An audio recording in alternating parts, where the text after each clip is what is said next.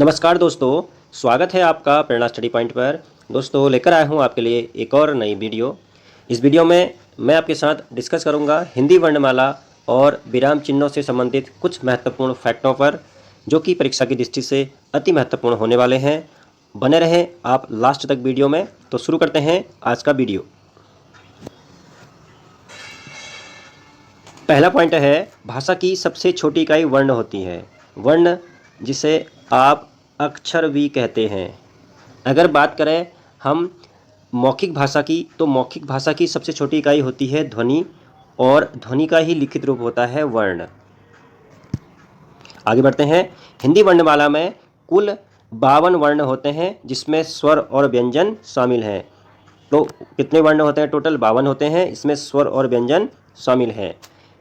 हिंदी वर्णमाला देवनागरी लिपि में लिखी जाती है, जो कि ब्राह्मी लिपि का ही एक रूप होता है। तो देवनागरी लिपि कैसे लिखी जाती है? बाएं से दाएं, बाएं से लिखी जाती है दाएं, जो कि ब्राह्मी लिपि का ही रूप है। और ब्राह्मी लिपि भी जो है बाएं से दाएं ही लिखी जाती है। आगे बढ़ते हैं। हिंदी वर्णमाला में स्वरों की संख्या टोटल कितनी होती है? 11 स्वर हिंदी वर्णमाला में होते हैं, जिसमें हर्ष स्वर होते हैं, मूल दीर्घ स्वर होते हैं और संयुक्त स्वर होते हैं। हर्ष स्वर का मतलब क्या हुआ? ऐसे स्वर जिनके उच्चारण में समय कम लगता है, जैसे अ, ई, री। ठीक है नी। इसके अलावा मूल दीर्घ स्वर, इनकी संख्या कितनी होती है? 3 होती है। और मूल दीर्घ स्वर अर्थात दीर्घ स्वर ऐसे स्वर होते हैं जिनके उच्चारण में समय अधिक लगता है, जैसे आ, ई, ऊ। जैसे हम लोग जनरली कहते हैं ना, अ, आ, ई, ऊ, ऐसे करके स्वरों को बोला जाता है। आगे बढ़ते हैं। संयुक्त स्वर, इनकी संख्या भी 4 होती है। ए, आई, ओ, आओ जो है संयुक्त स्वर होते हैं। इनकी संख्या कितनी है? टोटल 4 है। आगे देखते हैं। हिंदी वर्णमाला में 2 आयुक्वाह वर्ण भी होते हैं, जो कि अंक और अह है। एक ऐसे वर्ण होते हैं, ना ही इनकी गिनती स्वरों में की जाती है, ना ही व्यंजनों में, लेकिन आवश्यकता पड़ने पर ये स्वर एवं व्यंजनों के साथ लग जाते हैं। अंक को अनुस्वर या अनुस्वार भी बोलते हैं, और अह को जो है विसर्ग भी कहा जाता है। इसके अलावा हिंदी वर्णमाला में एक आगत स्वर भी होता है, आ। आगत स्वर का मतलब होता है बाहर से आए हुए, और ये जो है इनका प्रयोग अंग्रेजी के कुछ शब्दों को हिंदी में लिखने के लिए किया जाता है। जैसे हम लोग ऑफिस लिखते हैं, ऑफिस। इसके अलावा जैसे ऑफिसर लिखा, ऑफिसर। इस प्रकार के कुछ वर्ड होते हैं, कुछ वर्ण होते हैं जिनको लिखने में इसका प्रयोग किया जाता है। बात करते हैं व्यंजनों की। तो हिंदी वर्णमाला में कुल व्यंजनों की संख्या होती है 33, जिसमें स्पर्श व्यंजन, अंतस्थ व्यंजन और ऊष् व्यंजन शामिल होते हैं। हिंदी वर्णमाला में संयुक्त व्यंजनों की संख्या होती है 4। इसकी बातें आगे करेंगे। पहले देखते हैं स्पर्श व्यंजन। स्पर्श व्यंजन क्या होते हैं? देखो, स्पर्श व्यंजन का मतलब है इसमें क से प वर्ग तक के सभी वर्ण आते हैं भैया। जैसे क वर्ग की बात करेंगे तो क, ख, ग, घ, अंग। च वर्ग की बात करेंगे च, छ, ज, झ, य। ट वर्ग की बात करेंगे ट, ठ, ड, ढ, ण। त वर्ग की बात करेंगे त, थ, द, ध, न। प वर्ग की अगर बात करें प, फ, ब, भ, म। ठीक है नी। तो ये सारे जितने भी व्यंजन हैं, जितने भी व्यंजन वर्ण हैं, ये सारे के सारे स्पर्श व्यंजन कहलाते हैं, और इनका उच्चारण स्थान भी आपको दिया गया है। जैसे कि अगर हम बात करें क वर्ग के व्यंजनों की, तो उनका उच्चारण स्थान जो है कंठ होता है। अर्थात जब हम क, ख, ग, घ बोलते हैं तो हमें जो है कंठ से एक ध्वनि जैसी महसूस होती है कि आवाज़ जो है कंठ से आ रही है। इसके अलावा बात करें अगर हम च वर्ग की, तो च, छ, ज, झ, यो। जैसे कि हमारा जो जीभ का जो भाग है वो हमारे तले पर लगता है, जैसे। तो ये इनका जो उच्चारण स्थान होता है च वर्ग का, वो कहाँ होता है? आपका तालु होता है। इसमें आगे है ट वर्ग। तो ट वर्ग का जो उच्चारण स्थान होता है वो मूर्धा होता है। मूर्धा और जीभ का इसमें प्रयोग किया जाता है। ट वर्ग के जो है उनका जो उच्चारण स्थान होता है वो दंत होता है, अर्थात दांत और जीभ का इसमें प्रयोग किया जाता है दंत में। और इसके अलावा प वर्ग में ओष्ठ अर्थात दोनों होठों का इसमें प्रयोग करते हैं, प, फ, ब, भ ऐसे करके। तो आप लोग खुद से इसको अप्लाई करके भी इसको अपने हिसाब से भी आप चेक कर सकते हैं कि इनका उच्चारण स्थान कहाँ पर है। आगे बढ़ते हैं। इसमें से जो ये 5 वर्ण होते हैं, अ, य, ण, न और म, इनको जो है नासिक के वर्ण भी कहा जाता है। तो इनको जब इनका उच्चारण करते हैं तो हमें ऐसा महसूस होता है जैसे हमारी ध्वनि नाक से आती हुई है, तो इन्हें जो है नासिक के वर्ण भी कहा जाता है। आगे बढ़ते हैं, देखते हैं। इसके अलावा बात करते हैं अंतस्थ व्यंजनों की। स्पर्श व्यंजनों के अलावा जो अंतस्थ व्यंजन होते हैं उनकी संख्या कितनी होती है? 4 होती है। कौन कौन सी? य, र, ल और व। इसके अलावा 4 हमारे ऊष्म व्यंजन होते हैं, इसमें तालवी सौ, मूर्धांती सौ, दांती सौ और ह, ये हमारे ऊष्म व्यंजनों में शामिल होते हैं। अब आगे बढ़ते हैं, बात करते हैं संयुक्त व्यंजनों की। तो संयुक्त व्यंजनों में हमारे शामिल है अक्ष, त्रौ, ज्ञ और स्रव। देखो कैसे बनते हैं, कई बार ये सवाल पूछा भी जाता है कि अक्षर जो है किन दो वर्णों से मिलकर बना है। तो क में रौ लगी है प्लस सौ, तौ में रौ लगी है प्लस रौ, ज्यों और यों से बनता है ज्यों, और सौ और रौ से बनता है स्रव।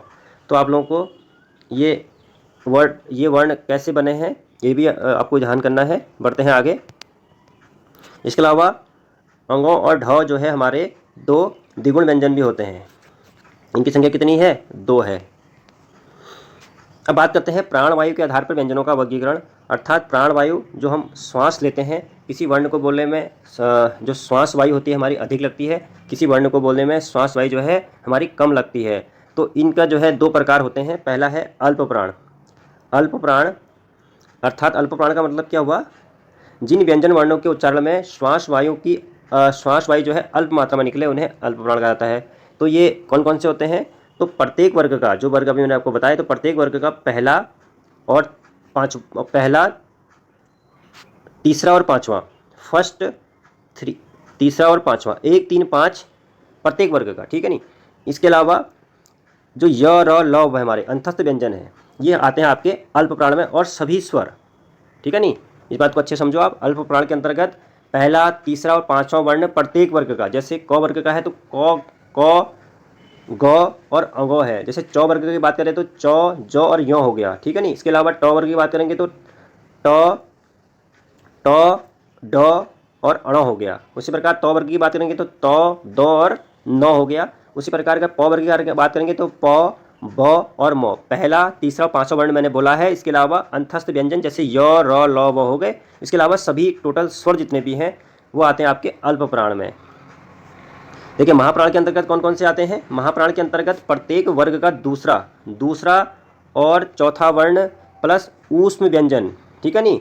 जैसे कि पहला और दूसरा वर्ण क्या हो गया? जैसे प्रत्येक वर्ग, क वर्ग का है तो ख और घ, जैसे चौ वर्ग का है तो छ और झ, ट वर्ग का है तो ठ और ढ, त वर्ग का है तो थ और ध, प वर्ग का है तो प और भ। इसके अलावा ऊष्म व्यंजन जैसे श, तालवी श, मूर्धांती श, दांती श और ह, ये हमारे महाप्राण में आते हैं। अब बात करते हैं स्वरों में कंपन के आधार पर व्यंजनों का वर्गीकरण। जो है 2 प्रकार से इनका वर्गीकरण किया जाता है, एक अघोष व्यंजन और एक सघोष या घोष व्यंजन, है नहीं। अर्थात अघोष क्या हुए? देखो, जिन व्यंजन वर्णों के उच्चारण में हमारी जो स्वर तंत्रिका होती है या जो कंपन होता है वो नहीं होता है, वो होता है हमारा अघोष। इसमें क्या होता है? इसमें भी पहला, दूसरा वर्ण हो गया, पहला वर्ण, दूसरा वर्ण। इसके अलावा तालवी सौ, मूर्धांती सौ और दांती सौ ये आते हैं, और एकमात्र स्वर इसमें अ शामिल है, ठीक है नहीं। आप लोग अगर अभी जैसे मैं आपको बता भी रहा हूँ तो ये बातें थोड़ा सा अभी आगे से मैं लिख भी दे रहा हूँ, बट इसमें एक PDF मोड पर ये मैं पढ़ा रहा हूँ आपको, तो आप लोग इसको बार बार रिपीट करके नोट भी कर सकते हैं अपनी नोटबुक में, ताकि आपको नेक्स्ट टाइम समझने में आसानी भी हो जाए। ये आते हैं आपके अघोष वर्ण में, ठीक है नहीं। क्या होते हैं? जिन व्यंजनों के उच्चारण में स्वर तंत्रियों में कंपन नहीं होता है वो आते हैं आपके अघोष में। जैसे कि मैंने आपको बताया कि पहला और दूसरा, प्रत्येक वर्ग का पहला और दूसरा जो है अघोष में आता है, जैसे क ख, च छ, ट ठ, त थ, प फ, ठीक है नहीं। इसके अलावा 3 जो हमारे सौ हैं, तालवी सौ, मूर्धांती सौ और दांती सौ। इसके अलावा ये हमारे आते हैं अघोष व्यंजन में, ठीक है नहीं। उसी प्रकार इसका ठीक उल्टा कर दीजिए आप, सघोष या घोष में क्या होगा? जिन व्यंजनों के उच्चारण में हमें जो है हमारी जो स्वर तंत्रियों में कंपन होता है वो अधिक होता है नहीं। तो इसमें कौन कौन से शामिल होंगे? इसमें पहला और दूसरा तो हो गया, बचा कितना? 3, प्रत्येक वर्ग का 3, 4, 5 तो ये हो गए। और इसके अलावा एक हमने स्वर को छोड़ दिया था, और जो है हमारा अघोष में आया था, और बाकी सभी बचे हुए जितने भी स्वर हैं वो सारे सघोष या घोष में शामिल होते हैं, सघोष या घोष में शामिल होते हैं, है नहीं। आई होप कि आपको ये यहाँ तक पसंद आया होगा। इसके अलावा अंतस्थ व्यंजन, कौन कौन से हो गए आपके? य, र, ल और व और प्लस ह, यह आपका जो है इसमें आते हैं सघोष में। आगे बढ़ते हैं। अब इनका देखो, एक साइड वर्ण लिखे मैंने, एक साइड इसमें लिखा है आपका उच्चारण स्थान, ठीक है। तो क वर्ग, ये तो मैंने आपको क वर्ग, च वर्ग, ट वर्ग, त वर्ग और प वर्ग के उच्चारण स्थान तो मैंने आपको डिस्कस भी किए थे। इसके अलावा कुछ स्वरों के कुछ उच्चारण भी देखो, जैसे कि ओ आ लिखा है, इसके अलावा क ख ग घ ङ, ये आपके कंठ या कंठस्थ होते हैं। इसके अलावा ई और बड़ी, फिर चौ छ जौ झ य, फिर सौ य और सौ, इनका आपका है तालु। इसके अलावा फिर री जो है ट ठ ड ढ ण, र और श, इनका है मूर्धन्य, मूर्धा या मूर्धन्य। इसके अलावा त थ द ध न, ल और श, ये आपका है दांत या दंत्य, ठीक है ना, जिसमें दांत और आपका जीभ और दांत का प्रयोग होता है। इसके अलावा छोटा ऊ और बड़ा ऊ के साथ साथ जैसे ऊ बोलते हैं। इसके अलावा प फ ब भ म तक का जो है इनका होता है होंठ, होंठ यानी कि दोनों होठों का इसमें प्रयोग किया जाता है। इसके अलावा ए आई का जो है कंठ तालव्य, कंठ और तालु, इसमें ये होता है ए आई करेंगे तो कंठ और तालु का इसमें प्रयोग करेंगे। इसके अलावा ओ आओ का जो है कंठोष्ठ, ठीक है नहीं, कंठ और होठ का प्रयोग किया जाता है। इसके अलावा वो जो है दंतोष्ठ है, ठीक है नहीं। तो ये सारे इनका जो उच्चारण स्थान भी है, आप लोग ध्यान करेंगे कहाँ कहाँ पर है, परीक्षा में प्रश्न यहाँ से भी पूछे जाते हैं। अब बात करते हैं विराम चिन्हों की। तो विराम चिन्हों की अगर बात करें तो विराम चिन्हों का मतलब क्या होता है? विराम चिन्ह का मतलब होता है, पहली बात तो विराम का मतलब भी क्या होता है, ठहरना या रुकना, ठीक है नहीं, ठहरना या रुकना। जब भी हम कोई लंबा वाक्य या वाक्य कोई बोलते हैं, हमको अगर विराम उस पर देना है तो उन चिन्हों का प्रयोग करते हैं। उन्हीं चिन्हों के माध्यम से हमें पता चलता है कि हमें यहाँ पर विराम लेना है, ठीक है नहीं। तो विराम चिन्हों का शाब्दिक अर्थ क्या होता है? विराम का अर्थ होता है ठहरना या रुकना। तो डॉक्टर कांता प्रसाद गुरु द्वारा विराम चिन्हों की संख्या कितनी बताई गई है? 20 बताई गई है नहीं। तो पहला इसमें अल्प विराम। अल्प विराम का मतलब जैसे कि नाम से आपको पता चल रहा है, अल्प का मतलब होता है थोड़ा रुकना। अर्थात हम कोई भी जब वाक्य बोलते हैं तो वहाँ पर अगर हमें हल्का विराम लेना है या दो वाक्यों को हल्का जोड़ के हमें एक वाक्य बोलना है तो उसमें जो है अल्प विराम चिन्ह का प्रयोग किया जाता है। और उसका साइन कैसे होता है? ऐसे हम लोग लगा देते हैं, है नहीं। तो ये हो गया आपका अल्प। आगे देखते हैं, अगला विराम चिन्ह है अर्ध विराम। अर्ध विराम, अर्ध विराम जो है इसमें हम कह सकते हैं कि अल्प विराम से थोड़ा अधिक हम रुक सकते हैं और पूर्ण विराम से कम ठहरते हैं, ठीक है नहीं। तो वहाँ पर जो है अर्ध विराम का हम प्रयोग करते हैं। तो अर्ध विराम कहाँ कहाँ पर यूज होता है, एक बार इसको देख लेते हैं। जैसे दो या दो से अधिक उपाधियों को लिखने में अर्ध विराम का प्रयोग किया जाता है। कैसे? जैसे कि हमने लिखा BA, उसके अलावा एक अर्धविराम लगाया, ऐसे का साइन होता है। और उसके अलावा लिखा हमने MA लिखा। इसके अलावा अगर वो और कुछ उपाधि प्राप्त करता है उसमें हमने ऐसे साइन लगाया अर्धविराम का और लिख दिया B.Ed।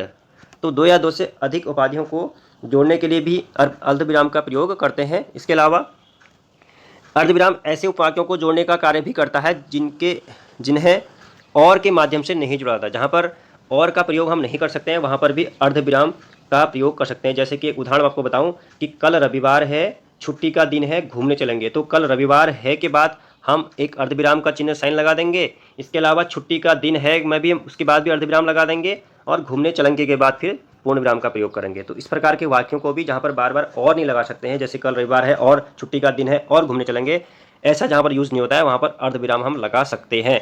आगे बढ़ते हैं, अगला चिन्ह है पूर्ण विराम। जैसे कि आप सभी को पता है कि वाक्य को समाप्त करने के लिए जिस चिन्ह का प्रयोग किया जाता है उसे पूर्ण विराम कहते हैं। जैसे भी कोई भी हम वाक्य बोलते हैं उसके बाद लास्ट में जाके पूर्ण विराम का हम चिन्ह लगाते हैं, अर्थात वो वाक्य समाप्त हो गया, ऐसे इसको खड़ी पाई करके ऐसा उसका साइन होता है। अब बात करते हैं नेक्स्ट विराम चिन्ह की ओर, यह है प्रश्नवाचक चिन्ह। जैसा कि आप सभी को पता है, जिस भी वाक्य में प्रश्न पूछने या कोई भी सवाल करने का अगर हमें बोध होता है तो वहाँ पर हम लोग पीछे से प्रश्नवाचक चिन्ह लगा देते हैं, वो इस प्रकार से उसका साइन होता है, ठीक है नहीं। आगे बढ़ते हैं, अगला जो चिन्ह है, अगला चिन्ह है विस्मयादि बोधक चिन्ह, ठीक है नहीं। विस्मयादि बोधक चिन्ह का मतलब या इसको आश्चर्य चिन्ह भी बोलते हैं। जैसे कहीं पर हर्ष, विषाद, विस्मय, घृणा, आश्चर्य आदि वाक्यांशों का बोध होता है तो वहाँ पर जो है विस्मयादि बोधक चिन्हों का प्रयोग अवश्य करते हैं। इसका साइन होता है, इस प्रकार से इसका साइन होता है। जैसे कि हमने कह दिया, ओह बहुत कठिन समय चल रहा है, हे राम अब मेरा क्या होगा। जैसे हमने लिखा हे राम, ठीक है नहीं, तो यहाँ पर एक साइन लगा दिया, उसके बाद अब मेरा क्या होगा, अब मेरा क्या होगा।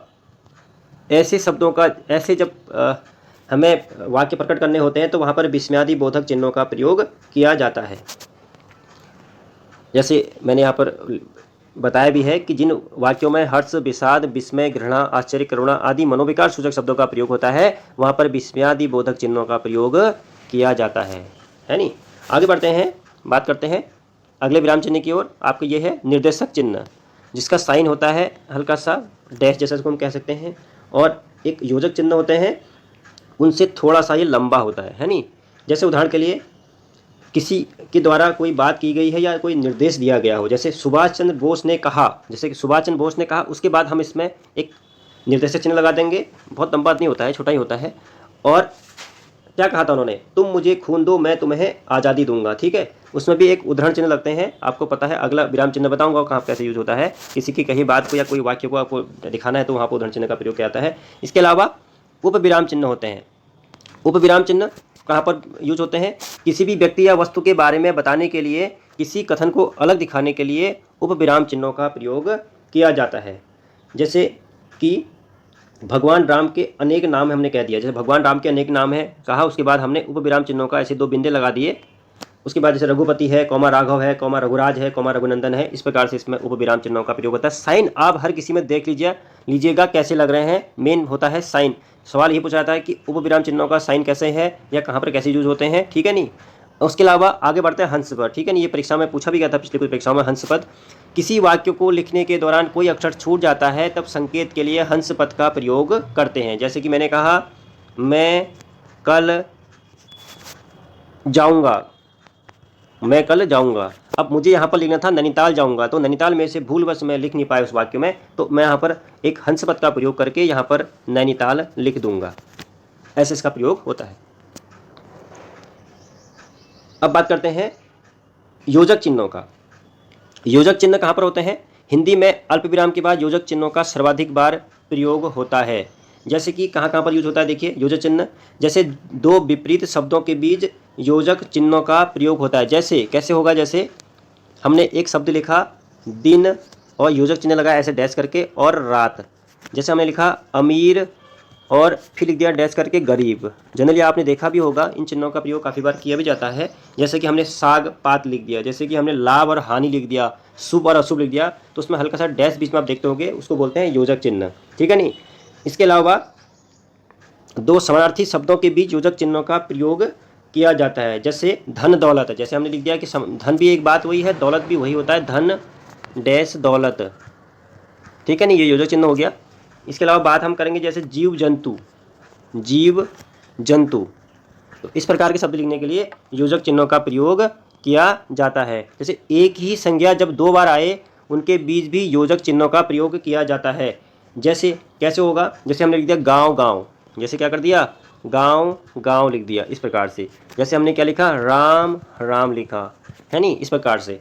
तो जैसे कण कण बूंद बूंद लिखते हैं, जैसे इस प्रकार के जो शब्द लिखते हैं इनमें भी जो है योजक चिन्हों का प्रयोग किया जाता है। 2 संयुक्त क्रियाओं के मध्य भी योजक चिन्हों का प्रयोग किया जाता है। कैसे होंगी, जैसे पढ़ना लिखना, खाना पीना, ठीक है नहीं। जैसे हमने लिखा खाना और पीना, खाना पीना, तो आप लोग इस चिन्ह से पहचान देना कि जो बीच में जो चिन्ह हमेशा इस प्रकार से लगा होता है तो ये क्या होता है, आपका योजक चिन्ह होता है। इसके अलावा अगला विराम चिन्ह है लाघव चिन्ह। लाघव, तो लाघव कैसे होगा, देखो लाघव का मतलब क्या हुआ, लघु या संक्षेप रूप जिसको बोलते हैं, छोटा करके लिखना।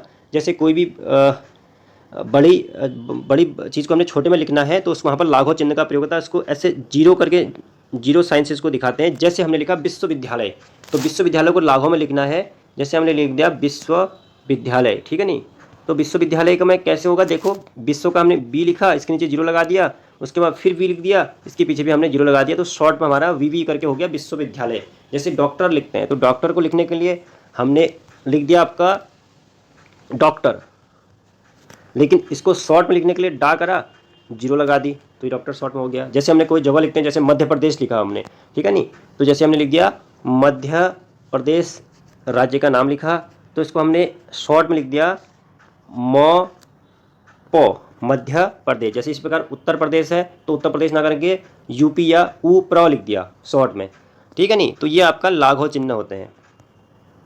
इसके अलावा उद्धरण चिन्ह होते हैं, देखिए लास्ट इसमें है उद्धरण चिन्ह।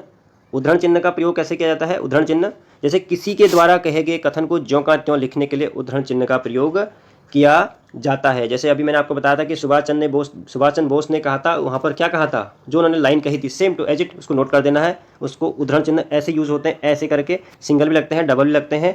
जैसे कि उन्होंने ऐसे उद्धरण चिन्ह लगाए और बीच में लिख दिया तुम मुझे खून दो मैं तुम्हें आज़ादी दूंगा, तुम मुझे खून दो और मैं तुम्हें आज़ादी दूंगा, ऐसे समझ लो इसको, ठीक है। नहीं तो इनके बीच में क्या होगा, उनकी कही हुई बिल्कुल वही बात, सेम बात हमें नोट कर ली और बीच में उद्धरण चिन्ह लगा दिया गया, जिससे ये पता चला कि ये बात जो है सुभाष चंद्र बोस ने कही गई है। जैसे भी हम लोग कहीं पर कोई परिभाषा किसी की पढ़ते हैं, किसी की मान लिया अर्थशास्त्र की किसी भी अगर अर्थशास्त्री ने कोई परिभाषा दी है तो उसके बीच में उद्धरण चिन्ह लगा के उसकी परिभाषा को लिखते हैं, अर्थात उसने ये बात कही गई है, ठीक है। नहीं तो इस वीडियो में इतना ही। आई होप कि आपको वीडियो पसंद आई होगी। अगर आपको वीडियो पसंद आई और ये कंटेंट मेरा ज़्यादा पसंद आया या जैसा भी पसंद आपका आए, आप मुझे कमेंट बॉक्स में बनाएं ताकि मैं इस तरह की वीडियो भी आपके लिए बार बार लेके आऊँ। तो मिलते हैं नेक्स्ट वीडियो में, तब तक के लिए धन्यवाद।